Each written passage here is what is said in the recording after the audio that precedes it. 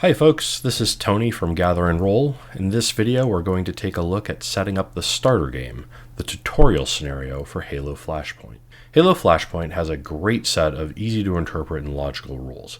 However, they're not always presented in the most efficient manner. For example, the rules for playing your first game are found on page 38 of the rulebook, rather than much earlier, where new players would naturally look. So in this video we're going to walk through how to set up your first game. I suggest watching the How to Play Halo Flashpoint playlist from Mantic first, as this video only covers the setup rules for this scenario. That playlist will be linked below. To set up the starter game, grab your copy of the rulebook and the heavy-duty paper map with the smaller 5x5 playboard. Place this map in the center of a roughly 4x4 foot play area. I think that's about 1.3 meters by 1.3 meters. A larger space is fine as long as everyone can comfortably reach the center of the board. Next, find the terrain assembly guide and use it to assemble all of the terrain pieces in your set.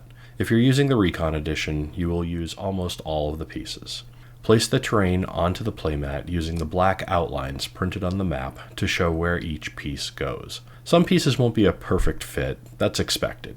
Once everything is assembled and placed, your table should look like this.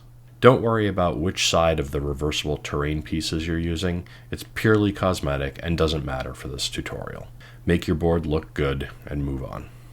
If you're using the Recon Edition, you'll have a few pieces left over. If you're using the Spartan Edition, you'll have a few more than this. Next, gather the dice from your edition. Each player will need at least 2 command dice, these are the blue 6-sided dice, and a full set of D8 dice for resolving actions and skill tests.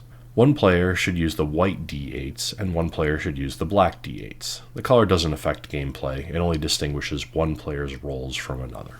Note that if you're using the Spartan Edition, your command dice will be a gray marble color instead of blue.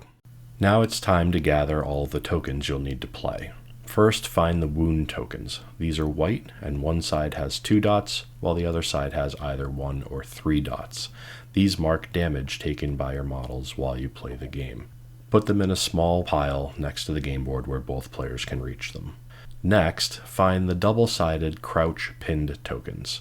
These are used if your models gain either of these conditions. The green icon indicates crouched, and the yellow icon indicates pinned. You'll also need 1 green activation token and 2 shield tokens for each model. The activation tokens are green, and the shield tokens are double-sided, blue on one side, red on the other.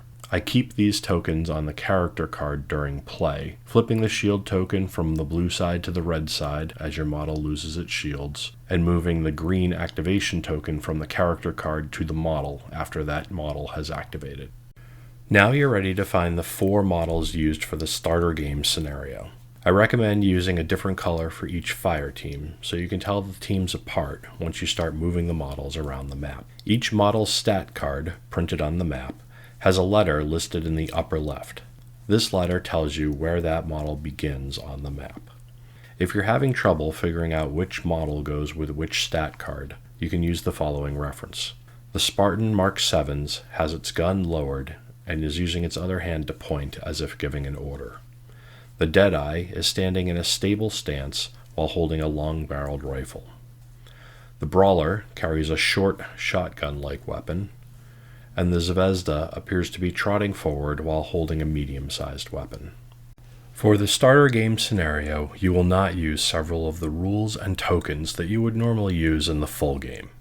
This includes the scenario tokens, the weapon pickup tokens, the weapon drop marker tokens, the item tokens, and the respawn tokens. Additionally, since the model stat cards are printed directly on the starter game map, you won't use the separate model stat cards or the weapon stat cards until you're ready to play the full game. Once you've completed these steps, your table is fully set up and you're ready to begin your first tutorial game of Halo Flashpoint. The player controlling the Brawler and the Zvezda, the red models in my example, is player 1 and will take the first turn. If you found this visual guide helpful, please give the video a like, subscribe to Gather and Roll for more tabletop content, and if you decide to pick up any Halo Flashpoint products, please use the affiliate links below. It really helps support the channel.